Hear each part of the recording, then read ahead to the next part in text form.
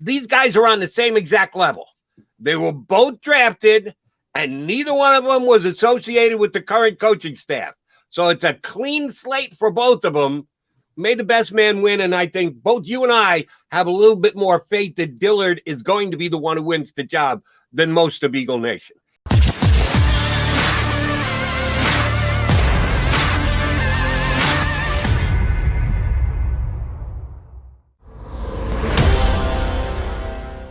Dr. Knott. All right, hey, this is Birds 365. We got off on a basketball tangent. We do need to talk about the Philadelphia Eagles. Yesterday, they put the left tackle position front and center. Jordan Mailata and Andre Dillard both got a chance to spend some quality time with you guys who cover the Eagles on a day-in, day-out basis. To me, after watching both of the videos, they both look confident. They both look ready for the season. They both look up to the challenge without doing any smack talking.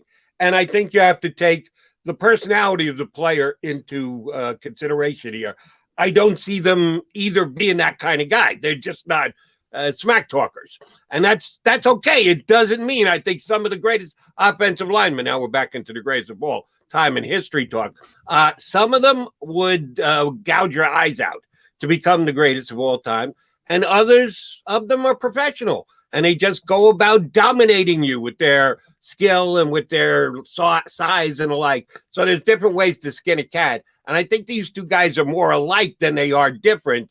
What was your take on what both Dillard and Mailata had to say yesterday? Did you take anything specific out of what they said about the upcoming competition at left? Yeah, I think it was a great sign for Andre Dillard. I think when you said both guys are handling it well, they're friends, by the way. That's one of they're legitimate friends, so they're not going to kill each other. But there was a change, Jody, from Andre Dillard. There's no change from Jordan Mailata. Jordan Mailata is just that guy. He's always been that guy. He's always been very outgoing. He's just got a great personality. He just connects with people. Andre Dillard was very reserved. He was very uncomfortable dealing with the media as a rookie. Especially remember that was pre-pandemic, so you have these scrums around his locker. We all know about, his unwillingness, not unwillingness because he did it, but his kind of defeatist attitude when he was forced to move to right tackle. Everybody made such a big deal out of that. You go even back further in training camp as a rookie, he was caught by the Philadelphia Inquirer photographer crying on the field. People won't let that go. The best thing about Andre Dillard is, one, and I advocate this for every athlete, to be honest, he got the hell off social media. I think that's healthy for young athletes. I think Jalen Reagor should do it. He's done it in the past where he deletes it, but then he goes right back to it. I don't think it serves any purpose to go back and forth on social media with fans if you're a professional athlete. He got that out of his life. I think his attitude is positive, and I've said from the start, I think he's going to win this starting left tackle job just because I think he's so much, Jordan started, as I always say, from ground zero, Jody. I mean, he didn't know how to put on a helmet. He had to be taught how to put on a helmet. He literally, when we start ground zero, usually with a football player, we're talking about, okay, he's coming into the NFL after playing high school football, after playing at least a few years in college. And we call that ground zero. That's not ground zero. Ground zero is never having played a snap at any level in any way. And that's where Jordan Mailata was, starting from literally ground zero. So he's still very raw, and especially when it comes to technique and fundamentals. What he does have is just unbelievable physical ability. It's just freakish from the strength, athleticism, size standpoint. From Andre's perspective, man, he was ahead of the game as a pass protector, as a rookie. When I'm talking technique and fundamentals, now he needed to get stronger. We've talked about this a lot. He got beat up by the Everson Griffins of the world, the Robert Quinns of the world. They figured out really quickly he's not strong enough right now to play in the NFL, and they just put him on skates. And when veteran players figure that out, I forget who was on the show with us. It might have been Barrett, might have been somebody else, but when veteran players figure that out, they're not going to take it easy on you. Right. They're not going to feel bad. They're not going to say, oh, you've had a bad couple of plays. They're going to keep doing it and keep doing it and keep doing it until you stop it. And the one thing Andre Dillard said to me is, I am much, much stronger than I was pre-injury. So he's been going in the weight room. He's been doing what he has to do. If that's true, if he's much stronger, he's going to be a good player, Jody. But we have to see it. Here's one that you and I agree on. I think they will absolutely this year, because it's a new coaching staff. I know there is the old ever-present Howie Roseman, who made both of these guys draft picks. Remember that. Even though Dillard was a number one and Mailata was a lottery ticket type selection, they were both Howie Roseman draft picks. So either way, he's going to look okay if one of the two steps up and wins the job and wins it convincingly and goes out there and plays at a very high level. There isn't a pressure from the organization as to choose one over the other. So I think the coaching staff's going to be real simple about it. May the best man win. Get him out there, get him working, get him on tape, evaluate him up. Take Stoutman's word for it above all others, and I think his should be more than John McMullen, Jody McDonald, John Q. Public Eagle fan, who does the very highly regarded Eagle offensive line coach thinks doing the better job. When you put all that in, get the best guy out there. I don't care where they were drafted. I don't care where they came from. I don't care that one started at ground zero and one was a guy who was traded up for in the first round to be able to select. All that goes out the window. Put them on film, put them out there on the field, judge what they're capable of doing, and boom, hand the job to one of the two of them. And even that, saying that, you don't have to hand it to them for all 17 games. Put them out there. If they're doing a job, there's no reason to replace one of them. But if you choose one, and he is, if it's in the case of Dillard, still not quite strong enough. If it's in the case of Mailata, still isn't 100% there yet because he had to start at ground zero at such a late age in his football life. You can make a change. You don't have to commit the first game of the season. You got to commit to one, and then if he doesn't give it up, you have to stick with him, but don't be afraid to make a change. That's the beauty of this. Let the best man win. We've had a lot of camp battles where we said, yeah, but one was an undrafted free agent, one was a draft pick. So you know the general manager is going to say this, and this coach was involved in the draft pick of this player, and this guy was here previously, so he's got no ties to him. That's the beauty of this competition. These guys are on the same exact level. They were both drafted, and neither one of them was associated with the current coaching staff. So it's a clean slate for both of them. May the best man win, and I think both you and I have a little bit more faith that Dillard is going to be the one who wins the job than most of Eagle Nation. Yeah, no question. And part of that is because Jordan is so likable. People quickly attach themselves, and they like him. So they want him to be successful. But, you know, you and I have talked about competition a lot. We were talking about it with Jalen Hurts before we got on the show. Look, in some cases it's true. In some cases it's full of you-know-what. In this case, it's true. I mean, everybody made a big deal. Last time we were at practice, Jordan was running with the number ones. Well, you know, the next day when we weren't there, Andre was. So it is going to be a competition. There are certain positions. We talked about backup running back. That's going to be a competitive position, I think, in training camp.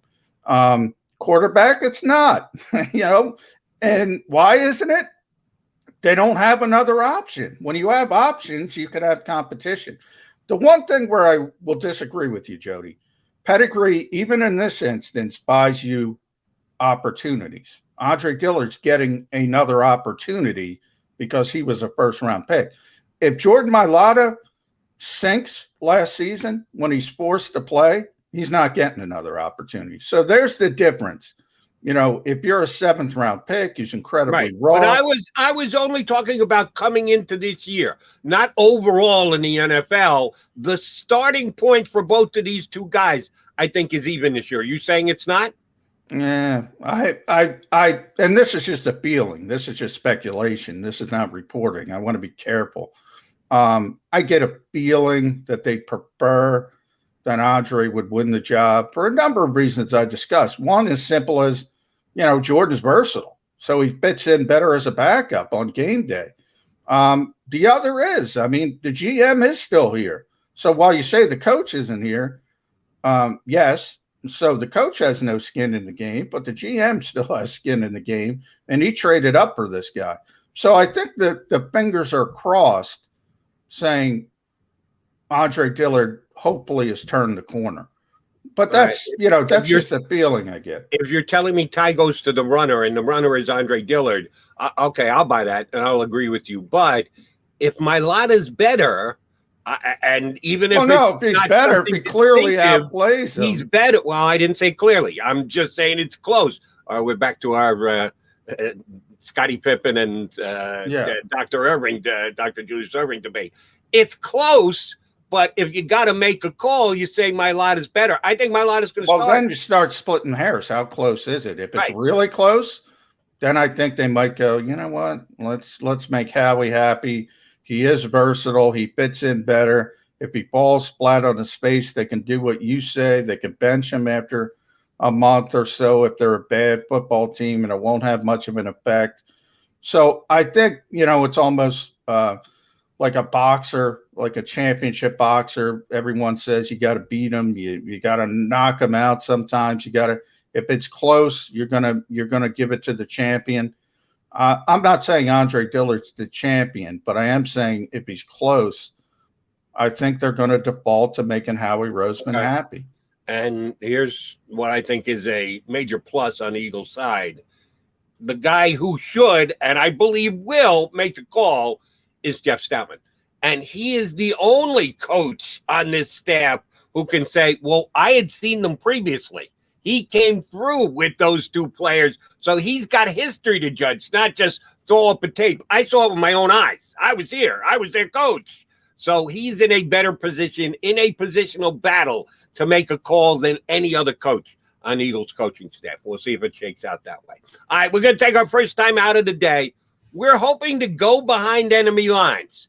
We promised you we'd do this from time to time over the course of the offseason leading into the upcoming year. And then when we get in season, we'll certainly try on every given week to punch up someone who covers the team who's on the Eagles schedule.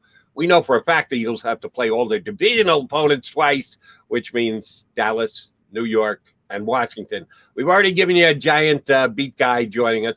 We're hoping to get a Redskin beat guy up today. Chris Russell has been part of the Redskin coverage on their radio network for years. He's the Redskin insider, 106.7 The Fan down in D.C. He's scheduled to join us. We haven't hooked up with him yet, but we're hoping he jumps aboard. Chris Russell talking Washington football team. Did I say Redskins once there?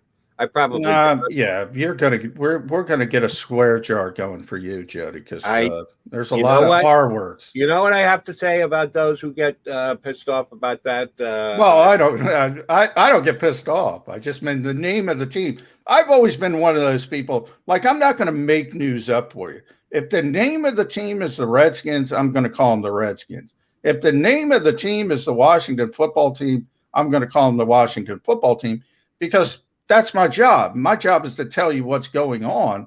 I'm not going to say, I'm not going to call the Redskins if that's the name of the team. Right. But my point is, if I called them the Redskins by mistake and somebody's going to get bent out of shape, I got two words for you. I got two words for you, and they're not happy birthday. I wish my daughter happy birthday yesterday. If I have to wish you happy birthday with two other words, one that begins with F, one that begins with Y, so be it. I don't care. They're a football team that plays down the turnpike. They were once coached by George Allen. We all know who we're talking about. How you're referencing them. I don't think we all know. We were talking about the history. I don't think we all know. You and I know. You and I know the San Diego Chargers, the Oakland Raiders, the Los Angeles Raiders, the St. Louis Rams, the LA Rams, the Chicago Cardinals. Well, yeah. Now you go down a rabbit hole here. You're talking about teams that were named something 40 years ago. They were the stinking Redskins 12 months ago. Yeah, but you know how people are, Jody. Come on. Yeah. People, stay tuned. We got much more Birds 365 coming your way. Hoping to hear from Chris Russell for 106.7 The Fan down in D.C. next here on Birds 365. If you missed any of today's show on the JAKIB Media channel, listen to the podcast on your way home. Available on YouTube, Apple, and Spotify.